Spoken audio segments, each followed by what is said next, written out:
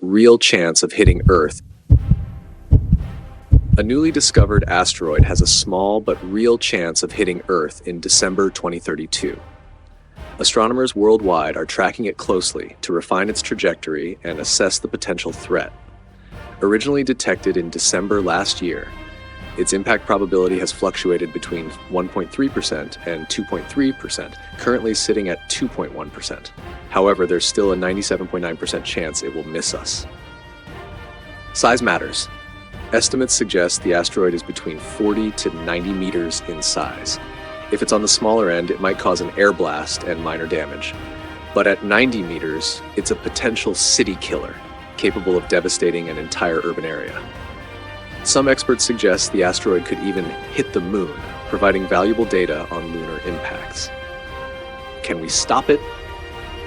NASA's DART mission proved we can redirect an asteroid by crashing a spacecraft into it, shifting its trajectory. With upcoming observations, including from the James Webb Telescope, we'll have a clearer answer by 2028. Until then, Earth is watching and preparing.